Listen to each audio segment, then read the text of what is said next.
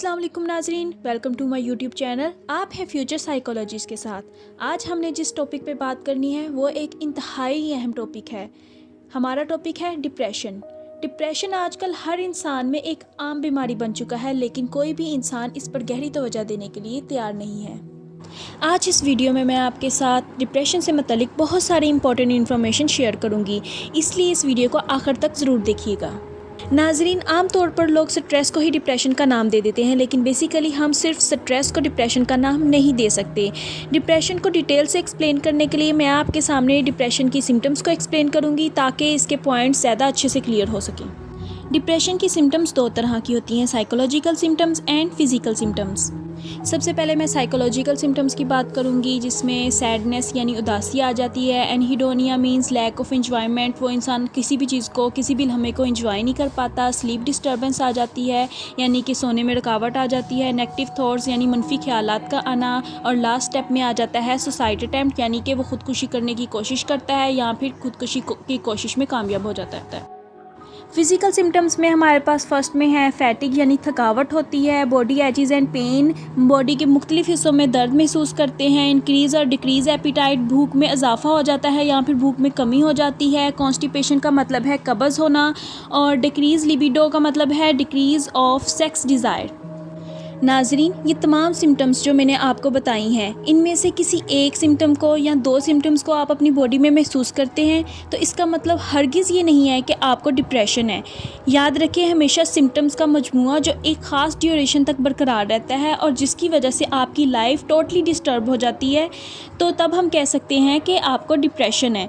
और एक और बात, अगर आप ये तमाम सिम्टम्स का मजमूआ किसी एक दिन अचानक से महसूस करते हैं कि सभी सिम्टम्स आपकी बॉडी में हो रही हैं, पाई जा रही हैं, तो या फिर 2 दिन आप महसूस करते हैं, तो इसका मतलब तब भी ये नहीं है कि आपको डिप्रेशन है। हमेशा ये सिम्टम्स का जो मजमूआ है, ख़ास मुद्दत तक आपकी बॉडी में पाया जाता है, जिसकी वजह से आपकी लाइफ, आपकी रूटीन टोटली डिस्टर्ब हो जाती है। तब आप कह सकते हैं कि आपको डिप्रेशन है।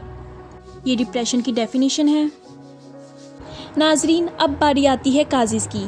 तो वो कौन सी वजूहात हैं जिनकी वजह से डिप्रेशन जैसी संगीन बीमारी का आप शिकार हो जाते हैं?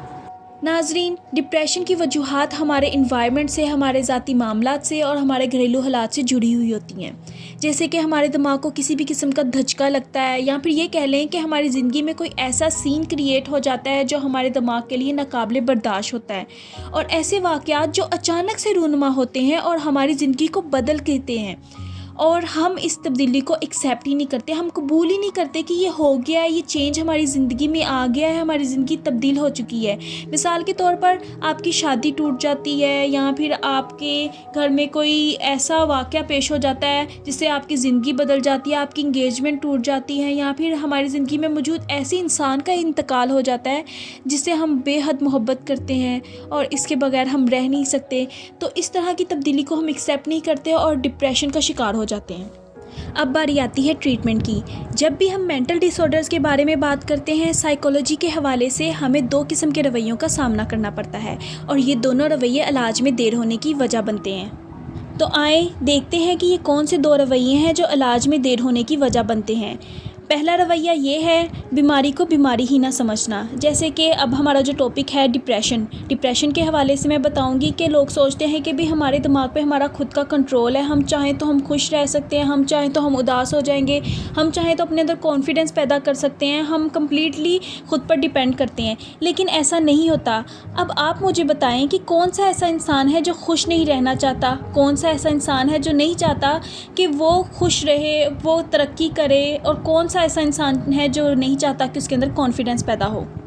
इसमें कोई शक नहीं कि हमारा खुद पर कंट्रोल होता है, लेकिन ये सिर्फ उस वक्त तक मुमकिन होता है जब तक हम मेंटली और फिज़िकली तौर पर हेल्दी होते हैं। और ये बात हर कोई अच्छे तरीके से जानता है कि बीमारी के दौरान कोई भी मेंटली और फिज़िकली तौर पर हेल्दी नहीं होता। तो बीमारी को बीमारी ही ना समझकर हम अपने आप ही पर जुल्म करते हैं। अब बारी आती है दूसरे रवैये की, जो कि पहले वाले से बिल्कुल मुख्तलिफ है। پہلے رویے میں کیا تھا، ہم بیماری کو بیماری ہی نہیں سمجھتے، اس لیے علاج کی طرف نہیں جاتے، اور دوسرا رویہ یہ کہ ہم ڈر کی وجہ سے علاج نہیں کرواتے۔ کچھ لوگ میڈیسنز انٹیک کرنے سے ڈرتے ہیں، اور کچھ لوگ اگر ہم ڈپریشن کی بات کریں تو ڈپریشن کی میڈیسنز آپ کو پتہ ہے کہ بہت سارے لوگ اس کے ریلیٹڈ افواہ پھیلاتے ہیں کہ بھئی ساری نیند والی دوائیاں ہوتی ہیں، دماغ کو سن کر دینے والی دوائیاں ہوتی ہیں، تو اس طرح سے ہم لوگوں کا برین ڈیمیج ہو جاتا ہے، اسٹمک ڈیمیج ہو جاتا ہے، تو وہ اس قسم کی افواہوں کی وجہ سے نا وہ علاج کروانے کی طرف نہیں جاتے۔ یا دوسرا ڈر یہ ہوتا ہے کہ لوگ کیا کہیں گے، یہ ذہنی مریض ہے، وہ چھپانے کے چکر میں علاج نہیں کرواتے کہ ہم اگر علاج کروانے جائیں گے تو لوگوں کو پتہ چل جائے گا بھئی ہم ذہنی مریض ہیں یا ہمیں ڈپریشن ہے، لوگ ہمیں پاگل سمجھیں گے، تو اس قسم کے ڈر کی وجہ سے وہ علاج کی طرف نہیں جاتے۔ اب نتیجہ کیا نکلتا ہے؟ نتیجہ یہ نکلتا ہے کہ جس بیماری کا علاج بغیر دوائی کے ہو سکتا تھا، اب علاج میں دیری کی وجہ سے دوائی بھی کھانی پڑتی ہے، وزٹس بھی زیادہ لگتے ہیں اور وقت بھی زیادہ لگتا ہے، تو نقصان کس کا ہوا؟ ہمارا خود کا۔